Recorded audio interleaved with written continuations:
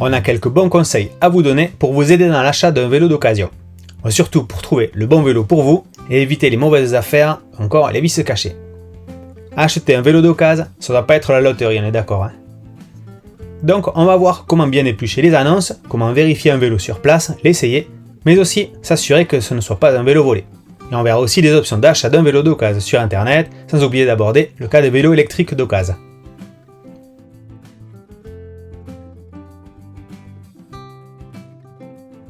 Première étape, la longue sélection des annonces sur les sites. Ça c'est fastidieux, Il faut fouiller dans tous les sens pour trouver le bon vélo. Vous allez y passer des heures. Avez-vous toutes les informations dont vous avez besoin dans l'annonce?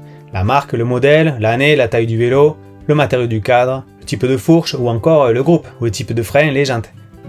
N'hésitez pas à demander au vendeur si ces informations manquent. Des fois, on peut avoir ces infos sur les photos. Demandez l'historique du vélo, ça aussi c'est important.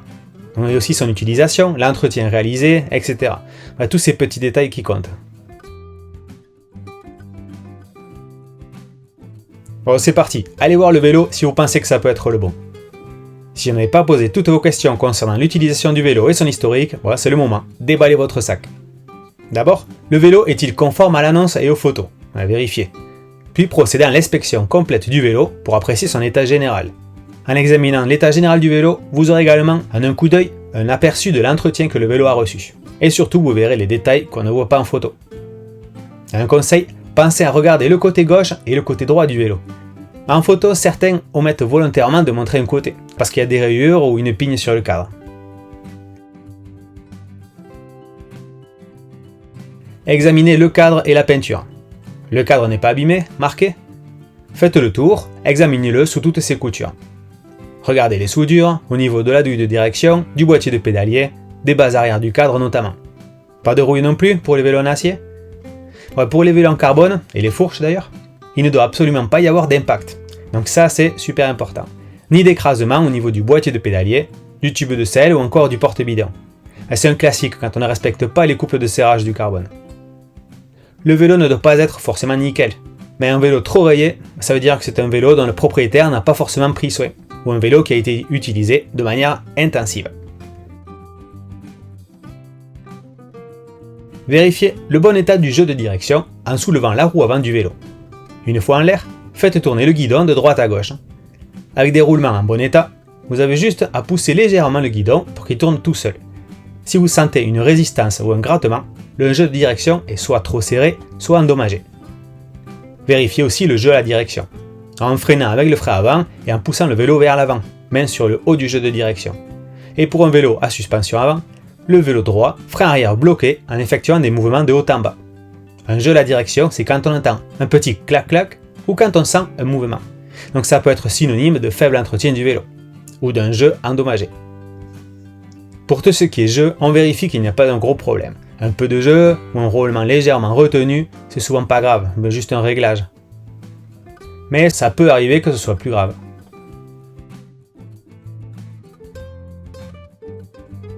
Pour le pédalier, on vérifie aussi les roulements, en s'assurant que le pédalier tourne librement quand on pédale en arrière. Vérifiez aussi le jeu dans le pédalier. Tenez la manivelle et faites un mouvement latéral. Vous ne devez pas ressentir de jeu.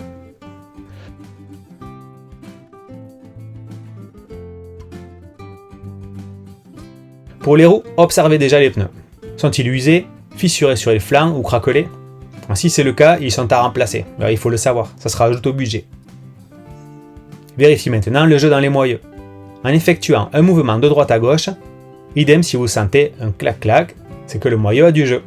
Et vérifiez que les roues tournent librement aussi, en levant chaque roue et en les faisant tourner doucement. Elles ne doivent pas être retenues. Et n'oubliez pas de regarder le voilage des roues et la tension des rayons.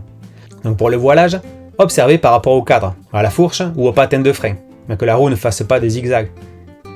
Pas le pneu, attention, la jante.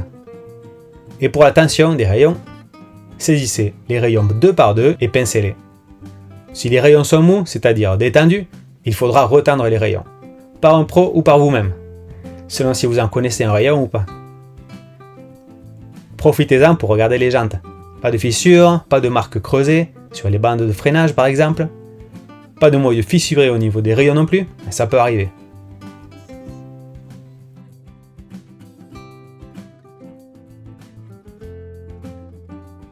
Bon, les freins maintenant. On regarde les câbles et les gaines. Ils sont en bon état, pas effilochés. Les freins fonctionnent bien, ils ne sont pas durs à actionner. Si oui, les câbles sont peut-être oxydés par exemple. Pour les patins, il y a encore de la gomme. Sinon, ça veut dire les remplacer bientôt. Pour des freins hydrauliques et à disque, regardez si vous pouvez l'état des plaquettes et jetez un coup d'œil pour vous assurer qu'il n'y a pas de fuite de liquide. N'oubliez pas une petite inspection des disques.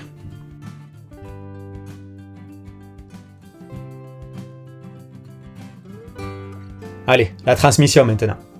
Regardez les câbles et les gaines, là encore. Jetez un coup d'œil aux dérailleurs et aux manettes. Bon, ils sont en bon état? Examinez maintenant la chaîne. Certainement ce qui s'use le plus sur un vélo récent, après les pneus. Donc, si vous n'avez pas l'outil spécifique pour mesurer l'usure de chaîne, faites à l'ancienne, manuellement. Passez le grand plateau, tirez avec le pouce et l'index au milieu du pédalier, et si vous pouvez tirer la chaîne de plus de la moitié de la dent, la chaîne est usée, donc à remplacer. Mais si le proprio du vélo a roulé longtemps avec une chaîne trop usée, les plateaux et les pignons sont aussi peut-être endommagés. Bah, c'est bon à savoir. Vous pouvez aussi effectuer un contrôle visuel des dents des plateaux et des pignons. Donc si les dents sont très pointues, ça veut dire que l'élément est à changer. Donc là, ça peut chiffrer assez vite, hein. Faites attention. Si le vélo a une ou plusieurs suspensions, sachez que c'est un élément sensible. Regardez s'il n'y a pas de fuite d'huile. La suspension ne doit pas être rouillée au niveau de la partie qui rentre dans le fourreau et le joint doit être en bon état. Vérifiez aussi le verrouillage de la suspension. Ça fonctionne? Attention pour les suspensions. Il faudra aligner les billets si vous devez en faire l'entretien dès l'achat du vélo.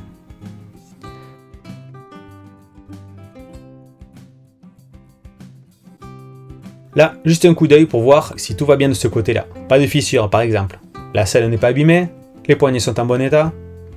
Sur un vélo ancien, regardez que la tige de selle ne soit pas grippée. Là, ça arrive quelquefois. Et ça peut être assez compliqué à dégripper. Bon, le tour du vélo est fait. Bon, attention, vous ne voulez pas un vélo parfait, sans rayures et sans impète, mais vous voulez savoir ce que vous achetez et déceler les mauvaises surprises. Un peu de jeu, c'est pas bien grave normalement par exemple. Mais si tout le vélo a un peu de jeu, là, il y a anguille sous roche. Le vélo n'a peut-être pas été bien entretenu. Disons que chaque problème demandera une intervention pour remettre le vélo nickel. Donc soit par vous, soit par un pro. Que ce soit pour réajuster un moyeu de roue ou pour changer une chaîne.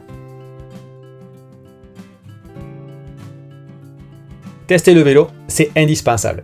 Ça paraît évident, mais parfois dans l'excitation de faire une bonne affaire, on en oublie l'essentiel. Posez ses fesses sur cette selle. Là encore, l'idée est de voir que tout va bien. Testez les vitesses, toutes les vitesses et les plateaux. Bon, le passage de vitesse idéal, c'est sans saut ni secousse. Sinon, il faudra faire un réglage. Testez le freinage en prenant un peu de vitesse. Il n'y a pas de bruit ni de vibration, tout fonctionne bien. Le freinage est efficace. Et vous pouvez aussi lâcher les mains, voir s'il n'y a pas de problème dans la direction. Un vélo qui part à droite ou à gauche, c'est un vélo qui a un souci au niveau de la fourche en général, ou de la direction. Et enfin, vous êtes à l'aise sur le vélo? Et le vélo est à la bonne taille pour vous? Vous n'êtes pas trop étiré, ni trop recroquevillé? Voilà, ça c'est super important. Enfin, surtout sur un vélo, un brin sportif. Pas tant pour un vélo pour aller chercher le pain.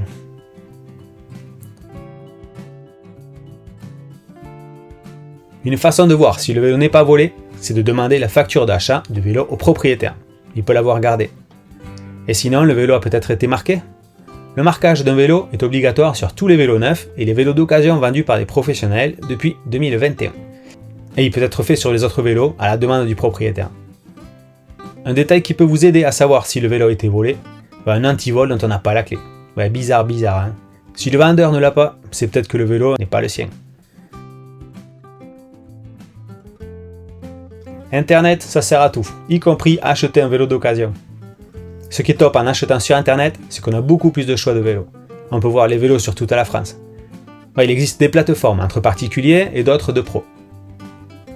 Bon, sachez qu'il y a une différence entre les plateformes de pros et celles de particuliers. En fait, certains sites spécialisés dans la vente de vélos d'occasion, comme Tuvalu par exemple, vérifient eux-mêmes les vélos et les révisent avant de les publier. Ça change tout question fiabilité et confiance. Surtout que vous avez souvent une garantie sur le vélo. Mais bon, ce service se répercute aussi sur le prix. Enfin, à vous de voir.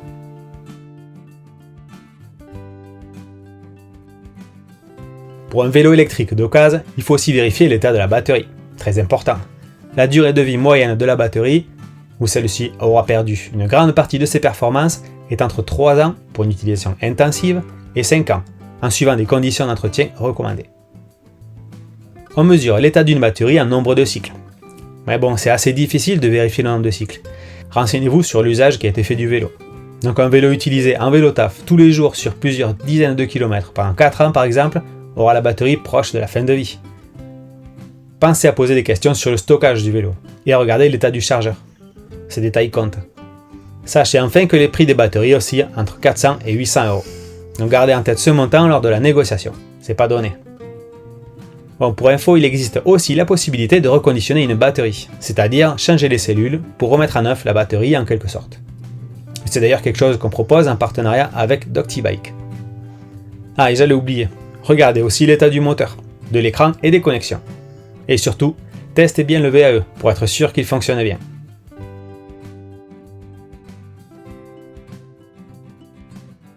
Vérifier un vélo avant de l'acheter, c'est faire attention à plein de petits détails. Enfin, l'idée n'est pas d'avoir un vélo parfait, sinon achetez un vélo neuf, mais d'avoir un vélo sans vis caché et de savoir ce qu'on achète. Et c'est aussi en fait l'occasion de faire des bonnes affaires et de continuer à utiliser des vélos déjà fonctionnels. Donc c'est vrai que c'est mieux que le neuf en termes de prix, mais aussi pour la planète au final, à utiliser.